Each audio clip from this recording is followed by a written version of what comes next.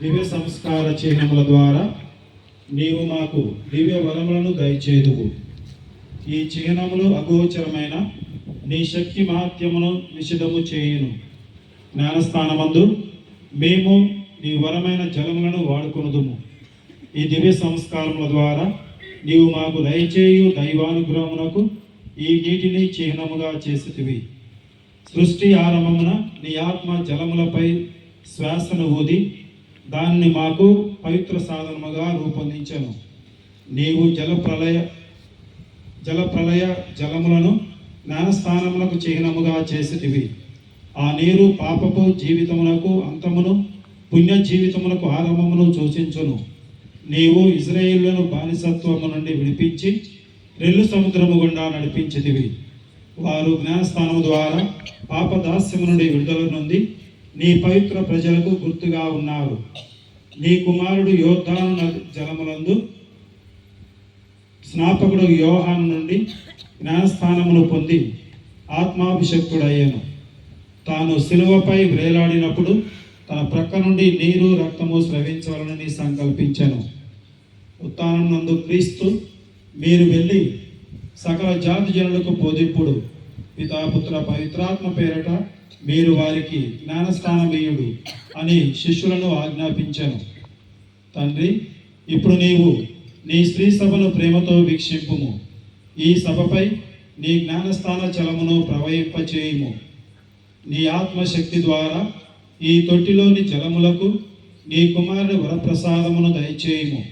నీవు నరుని నీ పోలికగా సృజించితివి. జ్ఞానస్థానపు జలముల ద్వారా అతనిని పాప ప్రక్షాళన గావింపుము. పవిత్రమైన నూతన జన్మమును ప్రసాదింపుము.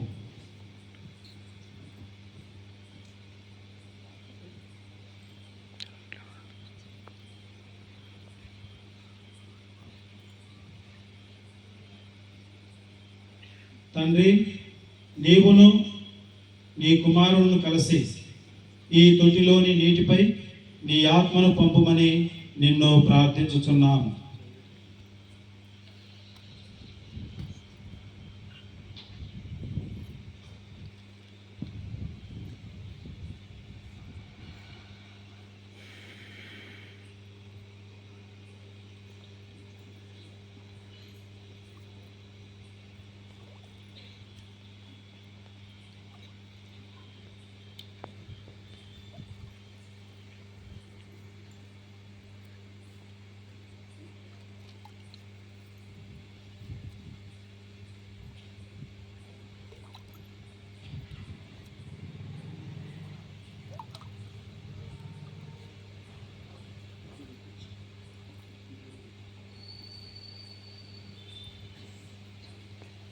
జ్ఞానస్థానం ద్వారా క్రీస్తులో మరణించి అతనితో భూస్థాపితం చేయబడిన వారందరూ అతనితో పాటు నూతన జీవమును ఉత్థానమగుదురుగాక.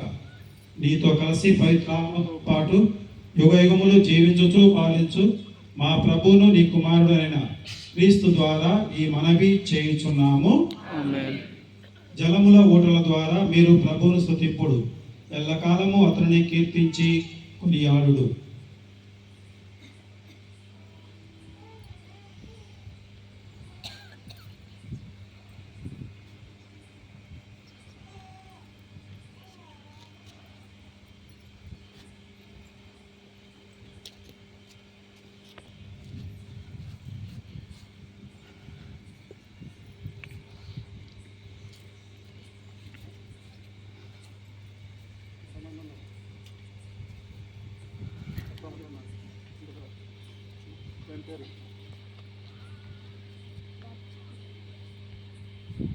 పెడుతున్నారు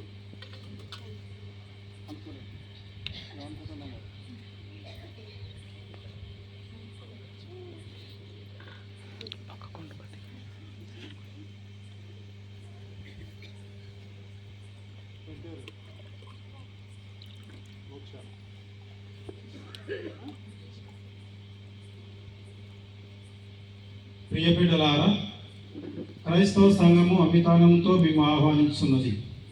ఈ సంఘం పేరట నేను మీపై సులుగుర్తు వేయుచున్నాను. మీ తల్లిదండ్రులు జ్ఞాన తల్లిదండ్రులు కూడా మీపై సులుగుర్తు వేయుదురు. ఇందువలన మన రక్షకుడైన క్రీస్తునాథునికి మీరు సొంతమగుచున్నారు.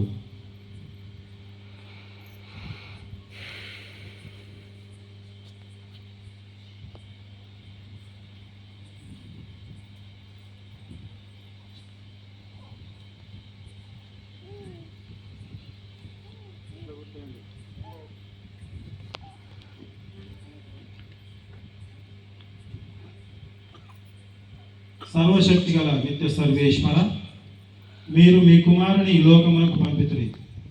వారు మా నుండి పిశాచక్తి పారద్రోలి మమ్ము అంధకారం నుండి అతిశయమైన మీ ప్రకాశంలోనికి చేర్చిరి.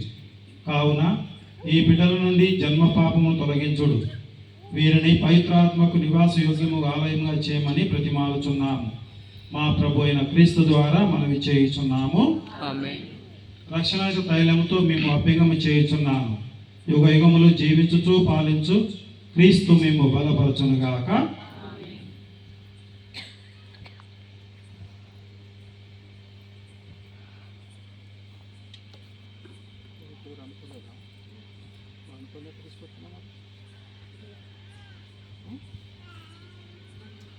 నోరు తెస్తాం కాదు.